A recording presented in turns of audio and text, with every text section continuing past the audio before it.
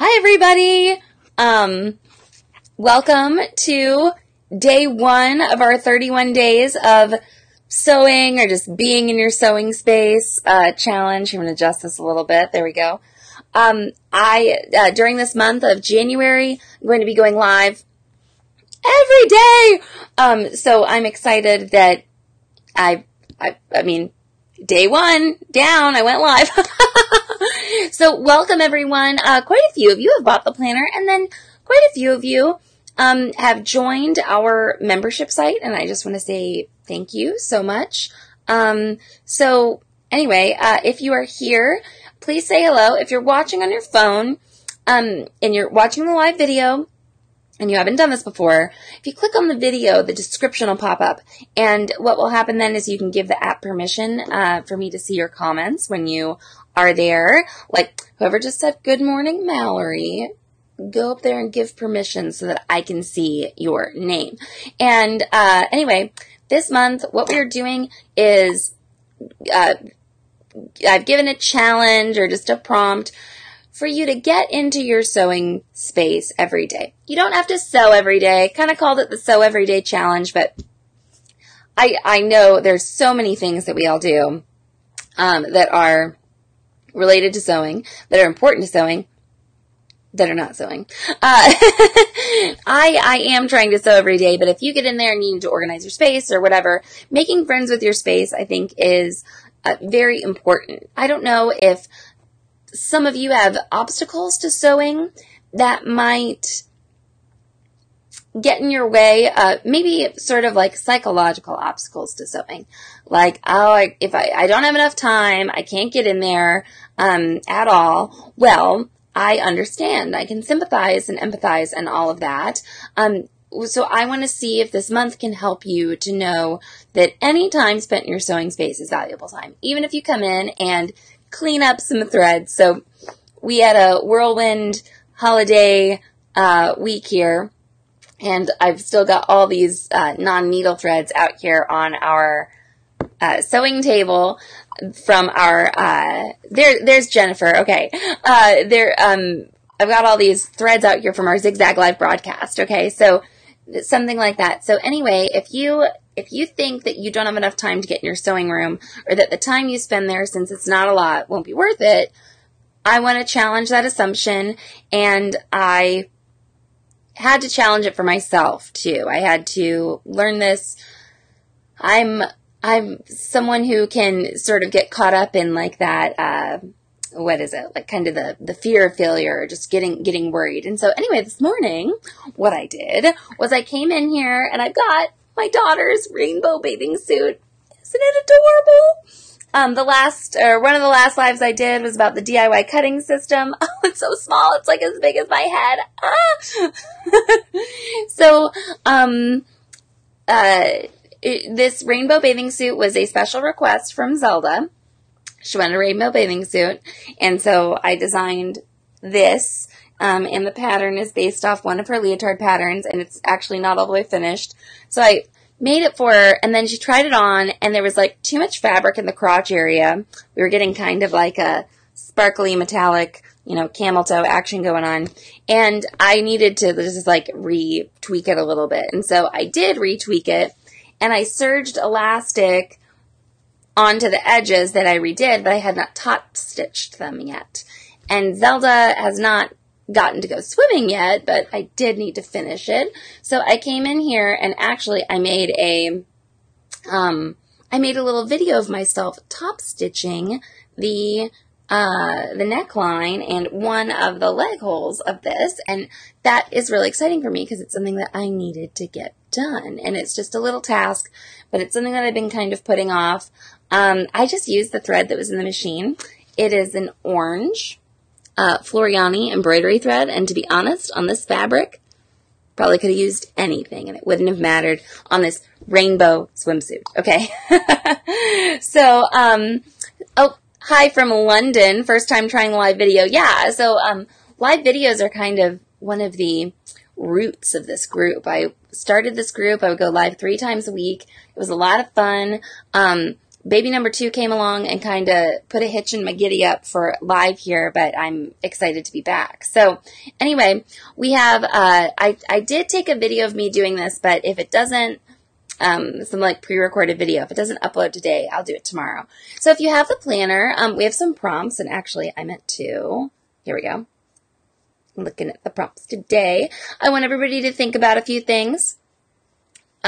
First page of the planner is my favorite part, is sewing space fantasies, and I think this is really important.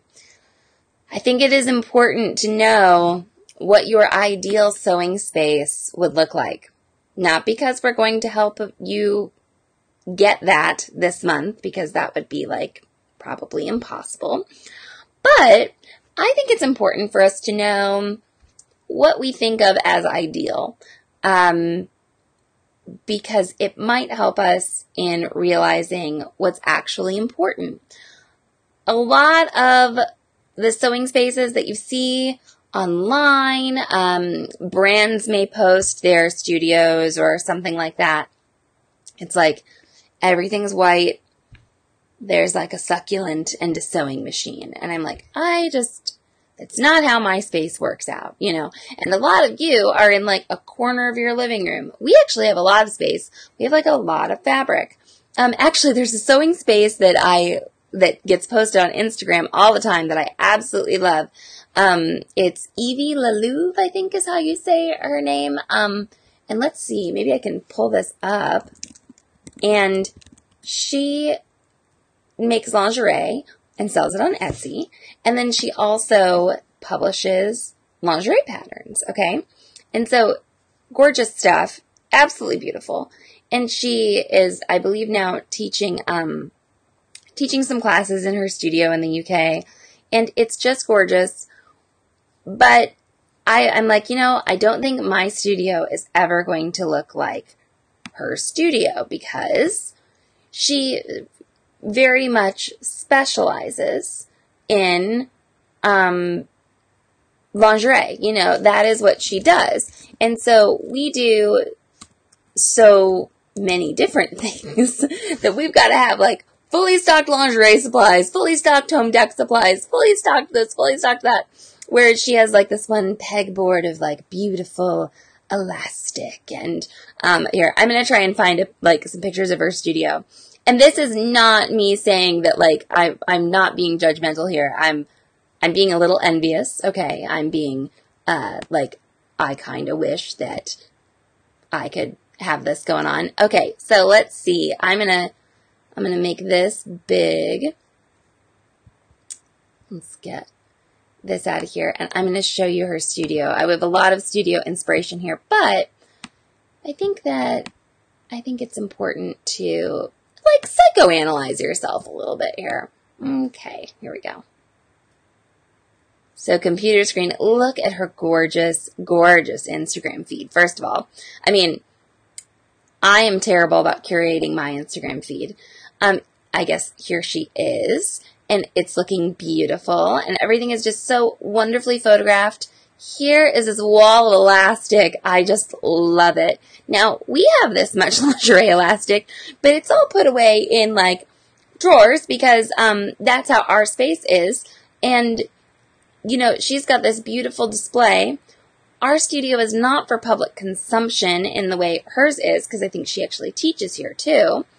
Now, something that I, personally, as a business owner, would like to do is have a little bit more, a few more spaces that are photography ready in our studio.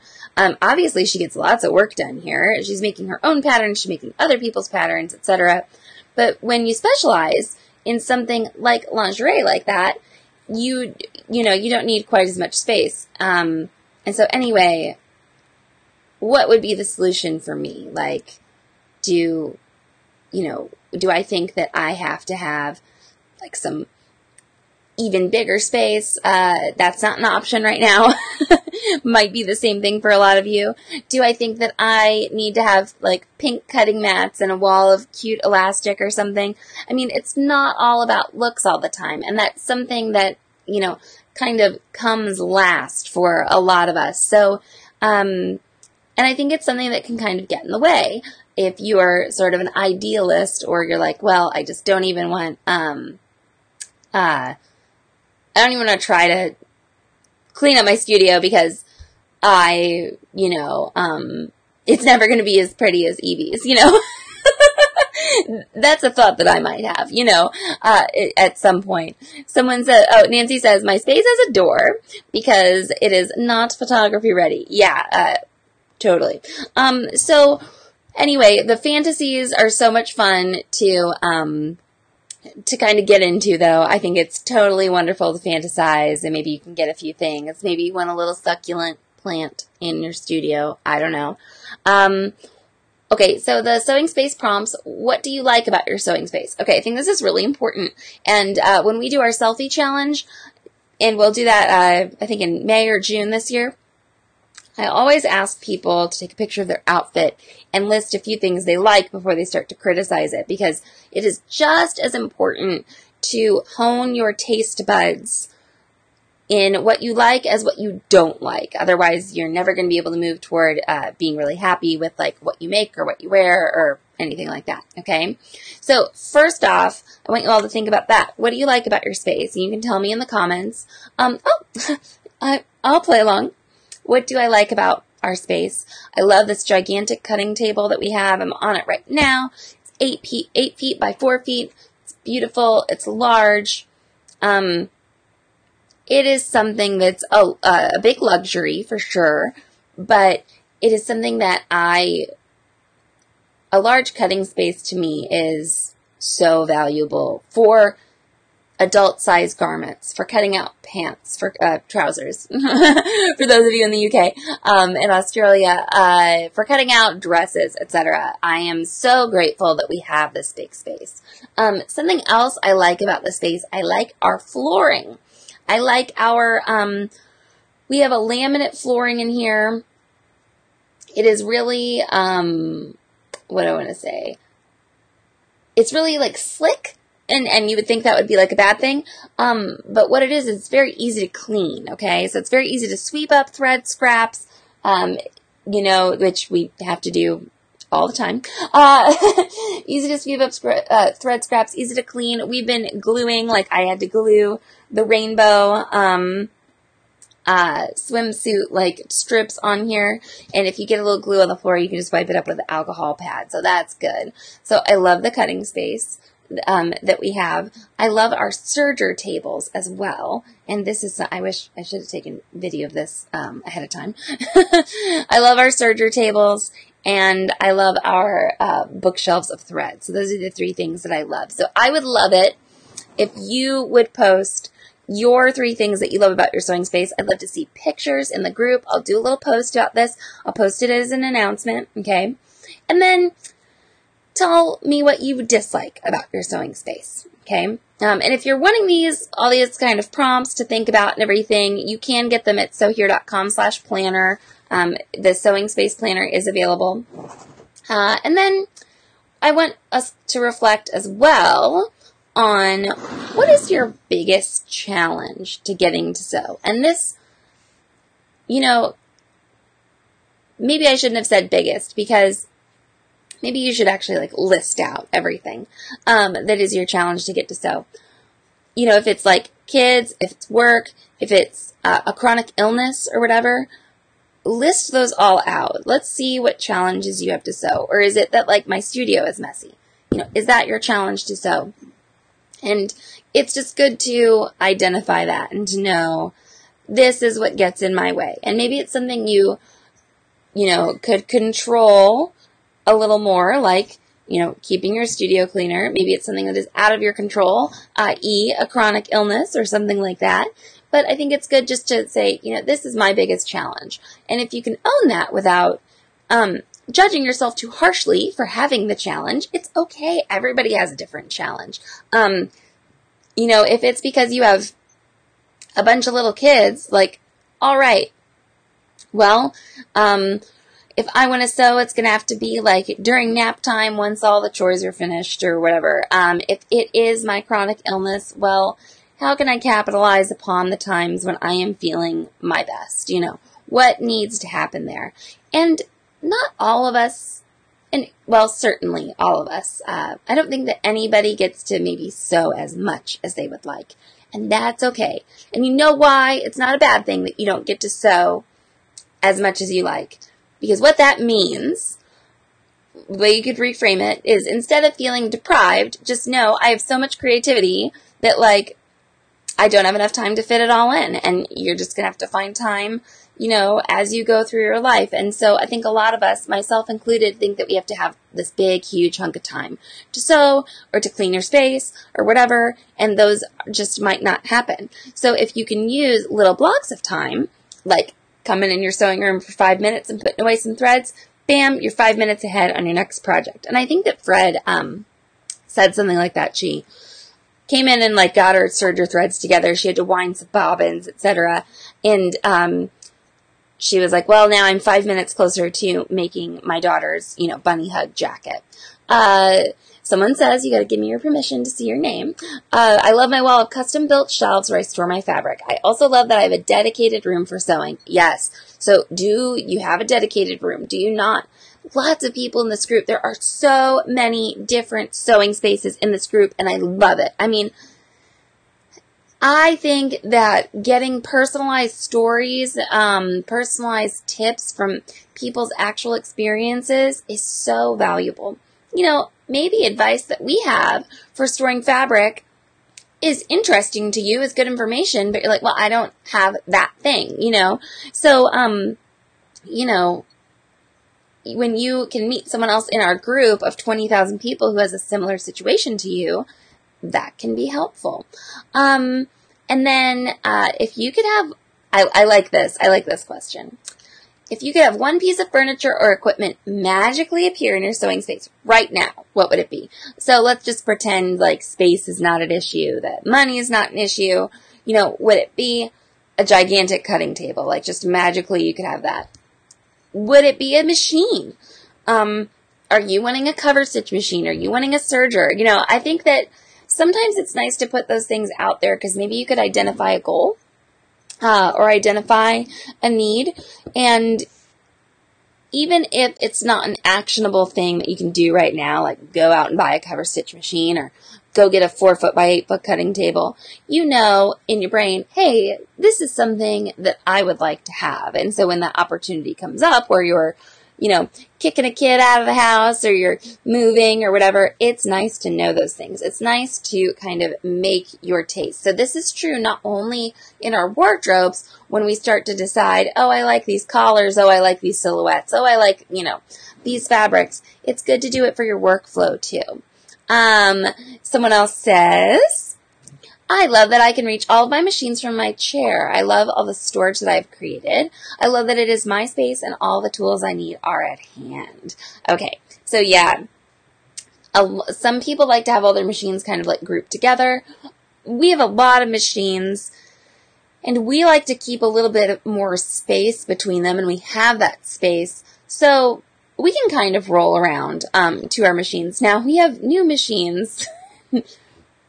I don't know where we're going to put them, and that's something that we are going to have to explore. That'll be another live broadcast.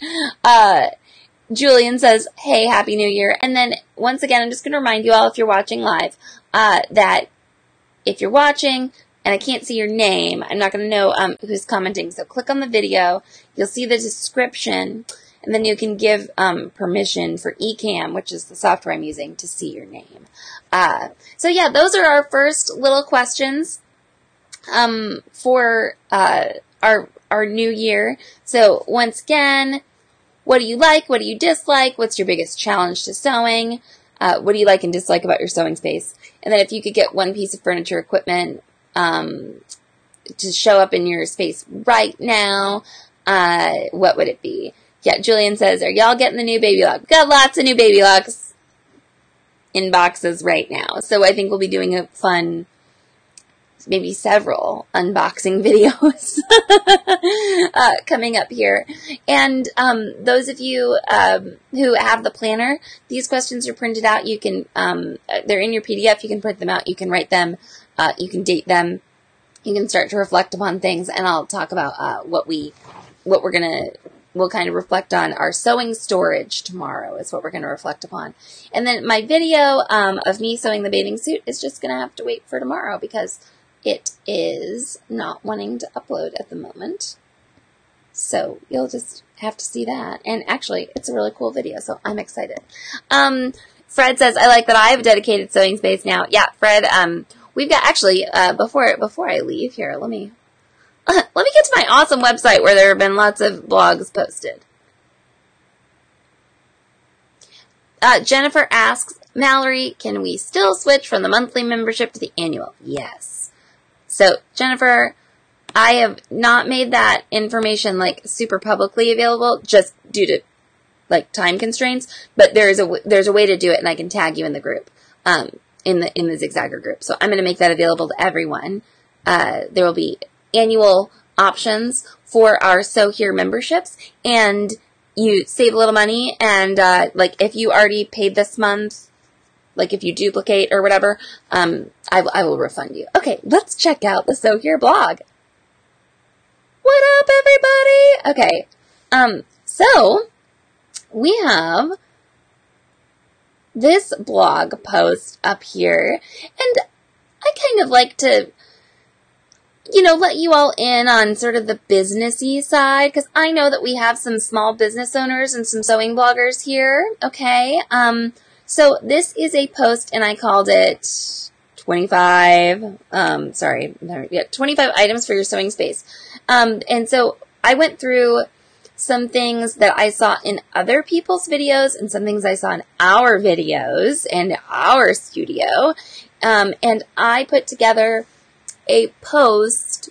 Actually, what I did first, to be completely honest, is I shared all of these links via Facebook with descriptions. And what I should have done was write this post first.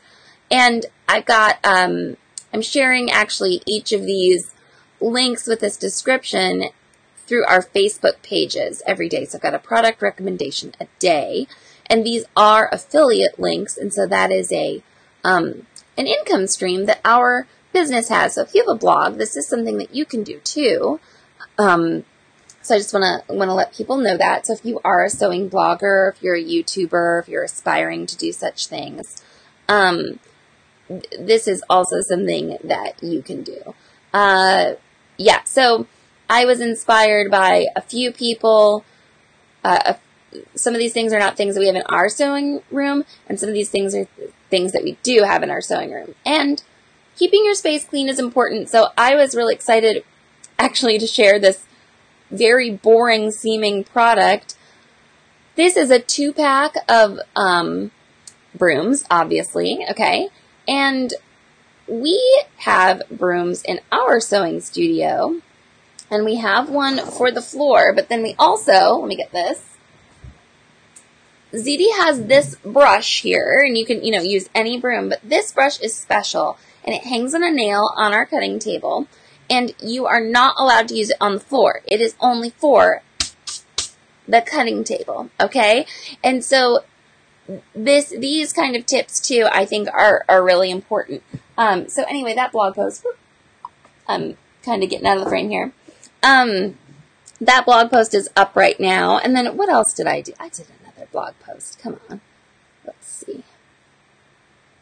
I think I did a little intro to the month of making sewing space. And then Fred has written a wonderful guest blog post for us that's going up soon. And then I also wrote earlier this week and did a little intro to our month of making sewing space. And I inserted my live video there, and I, once again, just want to remind everybody, we're all going to be nice, and we're going to make sure not to do any hobby shaming or space shaming, okay, as we go through this. Manuela says, a dedicated broom in my sewing room was one of my best ideas. Yes, I don't like cleaning. I know people are like, oh, me neither, and I'm like, but I am a slob, okay, and having some dedicated sewing supplies in your sewing room is a great idea. So even if you don't want to go out and buy like a full bottle of Windex or whatever. Get yourself a little spray bottle, pour some out of your big one. It's great to have to be, to have to clean your machines, to have to clean your space, etc. That is so very important. So, yeah, just having a broom up here. Our house is a little funny. It's weird. Our house is weird. And we have 2 levels. And when I say our house, I mean ZD's and my houses are connected, okay? And so we actually have like a vacuum in each level of the house. One reason we have so many vacuums is because we had like a couple of vacuums at our retail store that we, ended up closing.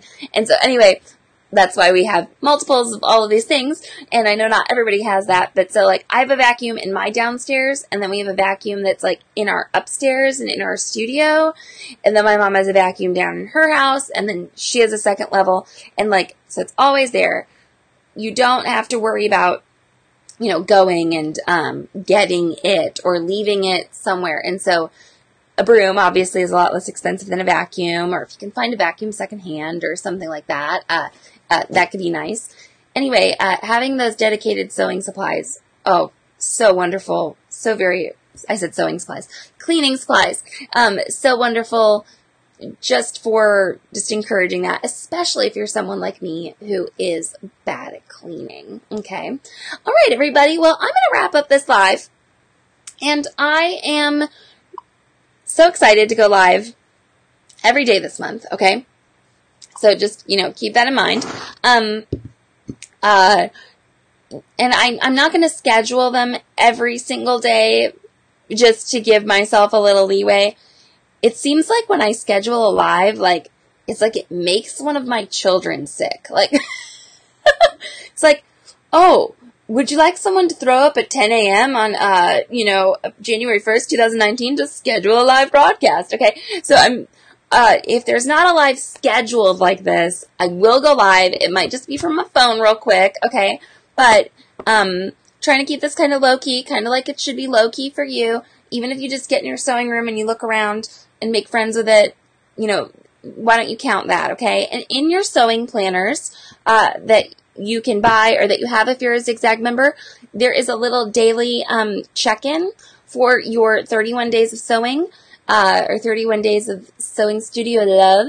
And that is where you can write in what you did. And the coolest thing about anything like this, any challenge or whatever, it's not as fun when you're writing it down as when you go back and you look at it after 10 days, after 20 days, after 30 days, and you're like, I forgot, or, oh my God, I got like 5 projects finished up just because I went in like for 5 minutes every day. Like, what?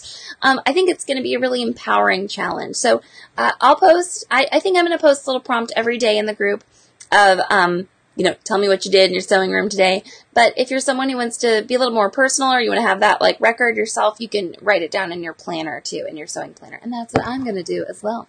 All right, everybody. Well, I'm going to see you tomorrow. I think I probably will schedule a live like this, and you can click and you can get a little reminder.